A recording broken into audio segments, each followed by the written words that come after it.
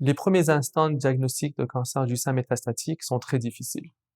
Il y a des patientes qui s'attendent à ce diagnostic-là. Pour ces patientes-là, ma suggestion, c'est de se préparer mentalement et d'avoir des questions qui sont prêtes.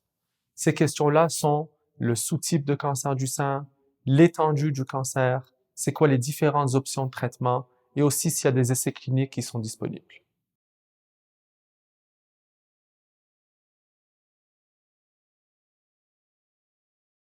Il y a 4 sous-types de cancer métastatique. Il y a les cancers du sein hormonodépendants, que eux ont une expression du récepteur estrogène ou progestérone. Il y a des cancers qui s'appellent HER2 positifs.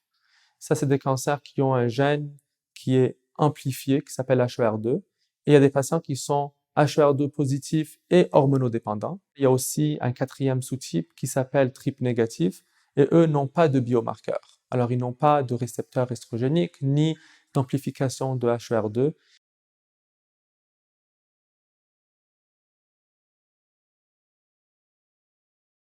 Les patientes sont les plus importantes à diriger leur traitement. On veut que les patientes vivent longtemps, mais qu'ils vivent bien. Mais qui sommes-nous pour savoir comment vivre bien? On ne connaît pas la patiente, on ne connaît pas son train de vie. Et c'est très important qu'elle nous dise, qu'elle vocalise qu'est-ce qui est important pour elle.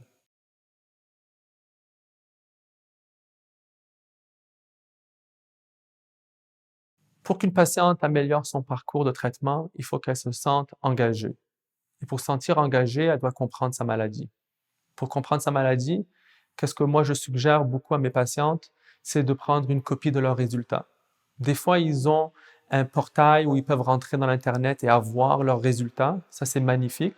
Mais dans la plupart des centres de cancérologie, ils sont toujours en papier et il faut demander pour les résultats. Ça, c'est la première étape, parce que pour comprendre la maladie, il faut savoir où on est.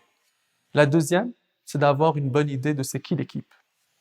Pas juste le médecin, pas juste l'oncologue, pas juste le chirurgien, pas juste le radio-oncologue, mais on parle de le psychologue, la diététicienne, la pharmacienne, l'infirmière.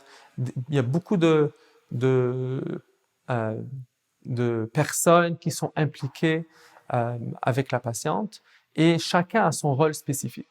Et dépendant de qu'est-ce que la patiente a besoin, avoir les contacts de ces personnes-là est primordial.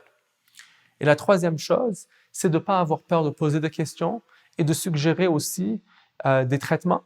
Parce que des fois, en suggérant des traitements, le médecin comprend un peu plus la réalité de la patiente. Et s'il pense que cette suggestion-là fait du sens, il risque même de l'utiliser pour cette patiente-là.